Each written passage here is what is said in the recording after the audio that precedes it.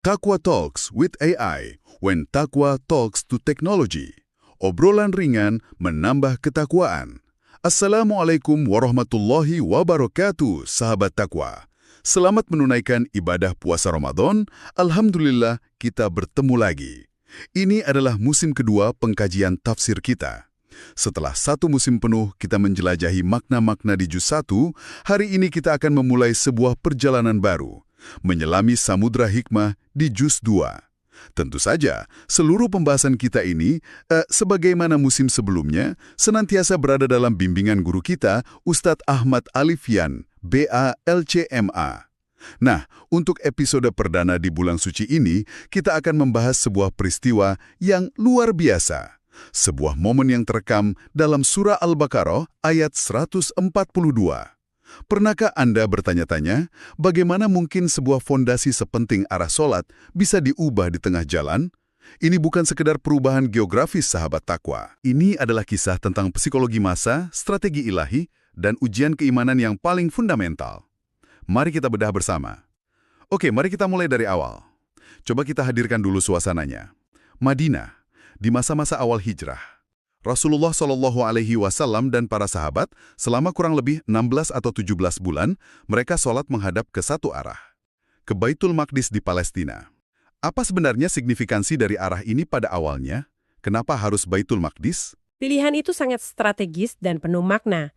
Pertama, Baitul Maqdis itu kan kiblatnya para nabi dari Bani Israel sebelumnya, seperti Nabi Musa dan Isa alaihimassalam. Dengan menghadap ke sana, Islam pada awalnya menunjukkan kesinambungannya, bahwa Islam ini bagian dari rantai wahyu ilahi yang panjang. Jadi semacam pesan persatuan ya, kepada ahli kitab di Madinah? Tepat sekali. Ini adalah pesan persatuan. Dalam riwayat dari sahabat Al-Bara bin Azib radhiyallahu an, disebutkan kalau kaum Yahudi pada awalnya merasa senang. Oh, mereka senang? Betul, karena kaum muslimin menghadap ke arah kiblat mereka. Jadi ada semacam, titik temu di sana. Jadi ini semacam jembatan teologis di awal. Tapi, di saat yang sama, ada riak-riak lain di dalam hati sang nabi, bukan? Sumber-sumber tafsir, kayak yang dijelaskan oleh Ibnu Katsir, itu melukiskan gambaran yang sangat personal. Benar sekali. Meskipun patuh sepenuhnya pada perintah Allah, ada sebuah kerinduan yang mendalam di dalam diri Rasulullah SAW. Beliau sangat mencintai Ka'bah. Tentu. Itu warisan spiritual dari nenek moyang beliau, Nabi Ibrahim alaihissalam. Betul, sang bapak tauhid. Para mufasir itu sampai menggambarkan bagaimana beliau sering menengadahkan wajahnya ke langit. Sebuah gestur penantian yang sunyi, gitu. Berharap turunnya wahyu yang akan mengarahkan umatnya kembali ke pusat tauhid yang asli. Dan kerinduan ini adalah fitrah ya? Fitrah. Dan Allah Subhanahu wa Ta'ala yang maha mengetahui isi hati melihat penantian ini. Nah, disinilah bagian yang menurut saya paling cerdas secara strategis. Sebelum perintah perubahan kiblat itu sendiri turun, Allah justru menurunkan semacam pemberitahuan. Pemberitahuan tentang reaksi yang akan muncul. Ayat 142 kan diawali dengan firman, Sayaqulul as-sufahah minan nas. Orang-orang yang kurang akalnya di antara manusia akan berkata. Iya, akan berkata. Belum terjadi. Betul. Ini kayak siaran pers ilahi yang mendahului para kritikusnya. Apa tujuannya ya?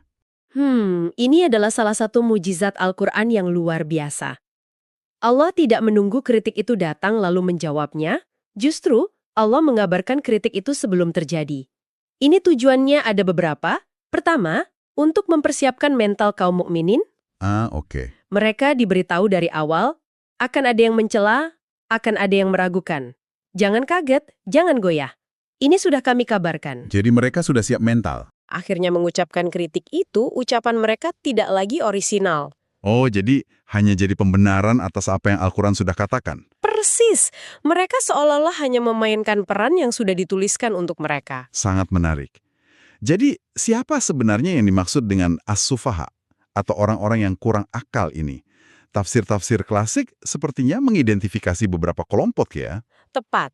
Para ulama tafsir seperti yang dirangkum oleh Imam Ats-Tsabari dan Ibnu Katsir menjelaskan kata as-sufaha ini mencakup beberapa kelompok. Pertama, kaum Yahudi. Menurut riwayat dari Ibnu Abbas dan Mujahid, mereka ini kelompok yang paling vokal. Kenapa mereka?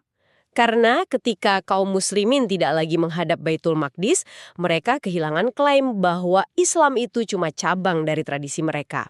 Perubahan ini adalah deklarasi kemandirian Islam. Sebuah independensi. Betul. Jadi mereka menyerang dengan argumen teologis. Kalau kiblat pertama benar, kenapa diubah? Kalau yang kedua benar, berarti ibadah kalian selama ini sia-sia. Sebuah dilema palsu yang dirancang untuk menciptakan kebingungan. Persis.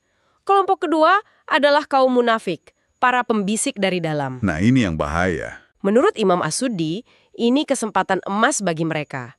Mereka menyebarkan keraguan di antara barisan kaum muslimin yang imannya mungkin masih lemah. Mereka bilang, lihatlah Muhammad, tidak konsisten. Hari ini ke utara, besok ke selatan. Bagaimana kita bisa percaya pada agama yang arahnya saja berubah-ubah? Taktik mereka adalah erosi kepercayaan dari dalam. Tepat. Jadi kita punya serangan dari luar oleh kaum Yahudi dan sabotase dari dalam oleh kaum munafik. Apa ada pihak lain? Saya penasaran, kaum musyrikin di Mekah, gimana reaksinya? Pertanyaan bagus. Mereka adalah kelompok ketiga. Menurut Az-Zajjaj, narasi mereka beda lagi. Mereka tidak peduli dengan argumen teologis. Serangan mereka itu lebih ke personal dan politis. Oh, gimana tuh? Mereka bilang, lihat, Muhammad sudah mulai rindu dengan Ka'bah, dengan tanah kelahirannya. Sebentar lagi, dia pasti akan luluh dan kembali ke agama nenek moyangnya. Jadi upaya untuk meruntuhkan citra kenabiannya. Benar, menurunkannya menjadi sebatas sentimen kesukuan. Jadi satu peristiwa, tapi memicu 3 narasi serangan yang berbeda dari 3 kelompok dengan agenda yang beda-beda juga. Jadi pertanyaan sentral mereka semua itu dirangkum dalam ayat itu ya. Ma'wallahum an kiblatihimul lati kanu 'alaiha. Apa yang memalingkan mereka dari kiblat yang dahulu mereka pegang? Mereka menuntut jawaban logis. Jawaban geografis. Betul. Tapi jawaban yang Allah perintahkan untuk diberikan justru membongkar seluruh kerangka berpikir mereka. Tepat sekali. Jawabannya adalah sebuah pukulan telak yang mengubah paradigma. Qul lillahil masyriqu wal maghrib. Katakanlah, milik Allah lah timur dan barat. Pesan ini fundamental banget. Allah tidak menjawab karena Ka'bah lebih mulia, atau karena ini kiblat Ibrahim. Karena kalau jawabannya begitu, perdebatannya tidak akan selesai. Tidak akan selesai. Mereka akan terus berdebat tentang keutamaan tempat. Sebaliknya, Allah mengangkat diskusi ke level yang lebih tinggi. Level kepemilikan mutlak. Ini seperti membongkar asumsi dasar mereka. Mereka terobsesi dengan kesucian tempat, sementara Allah mengalihkan fokus pada ketaatan kepada sang pemilik semua tempat. Al-Qasimi dalam tafsirnya menjelaskan, seolah-olah Allah berfirman, kalian sibuk memperdebatkan arah, padahal semua arah adalah ciptaan dan milikku.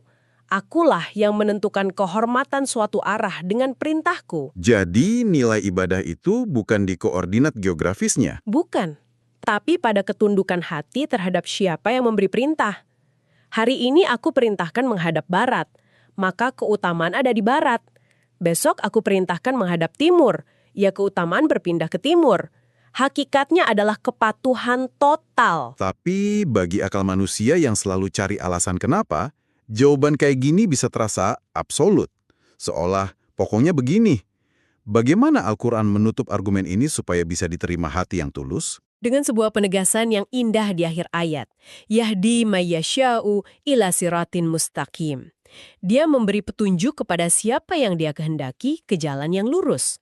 Kalimat ini mengunci semuanya.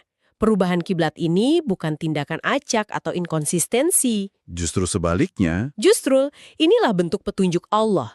Ini adalah langkah maju, sebuah evolusi spiritual untuk membawa umat ini ke jalan yang paling lurus, yang paling sesuai dengan identitas dan misi mereka.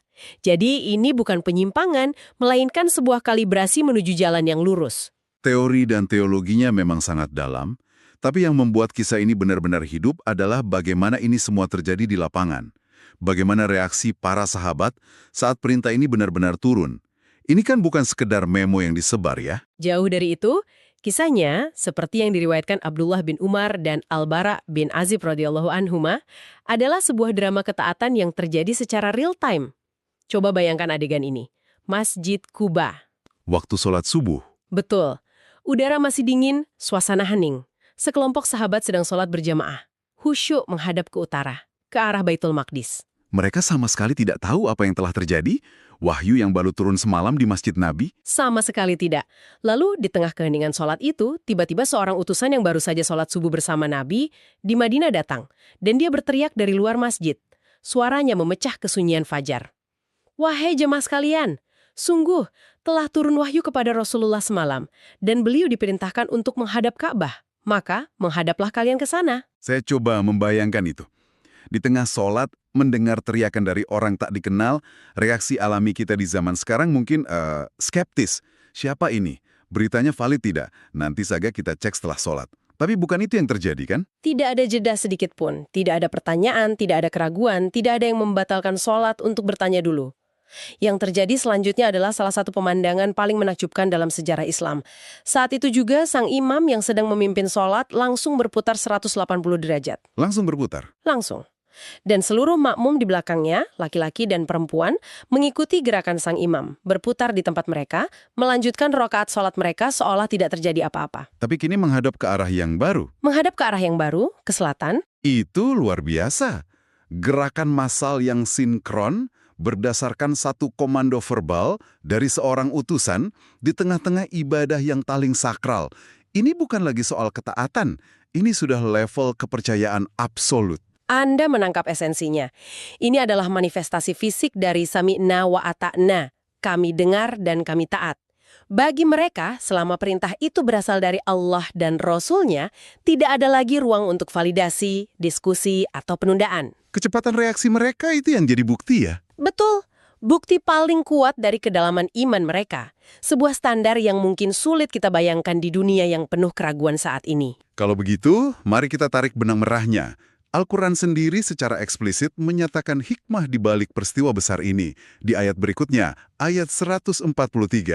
Jadi ini bukan sekedar perubahan ritual, ini sebuah desain besar. Apa tujuannya? Tujuannya adalah sebuah penyaringan, sebuah fitnah dalam makna aslinya yaitu ujian untuk memurnikan.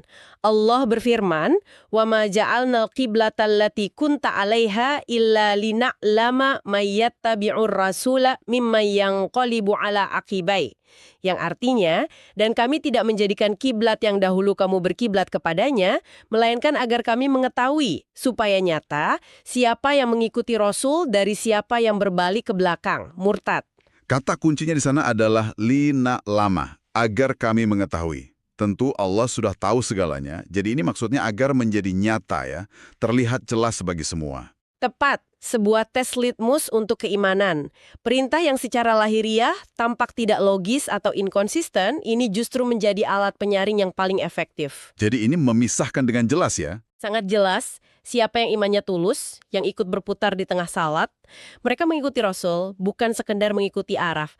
Dan siapa yang imannya goyah atau munafik, yang hatinya terikat pada kebiasaan atau logika dangkal, mereka gagal dalam ujian ini. Ada satu aspek lagi yang sangat menyentuh di sini. Kepedulian para sahabat terhadap saudara-saudara mereka yang telah wafat sebelum perubahan kiblat ini terjadi. Ini menunjukkan sisi kemanusiaan mereka yang luar biasa. Betul sekali. Di tengah euforia ketaatan ini, muncul sebuah kekhawatiran yang lahir dari kasih sayang. Mereka bertanya kepada Rasulullah. Bagaimana nasib sholat saudara kami gitu ya? Iya, ya Rasulullah, bagaimana nasib sholat saudara-saudara kami yang telah meninggal dunia saat masih menghadap Baitul Maqdis? Apakah ibadah mereka sia-sia? Ini pertanyaan yang sangat manusiawi. Dan jawaban dari Allah menunjukkan betapa maha pengasihnya Dia. Dan jawaban itu datang dalam bentuk penegasan yang sangat kuat. Sangat kuat. Allah menurunkan lanjutan ayatnya, وَمَا كَانَ اللَّهُ لِيُضِيعَ إِيمَانَكُمْ, dan Allah tidak akan menyia-nyiakan imanmu. Di sini, para ulama tafsir terkemuka, termasuk Ibnu Abbas radhiyallahu anhuma, menjelaskan bahwa kata iman dalam konteks ini secara spesifik berarti sholat. Oh, jadi iman di situ artinya sholat? Betul.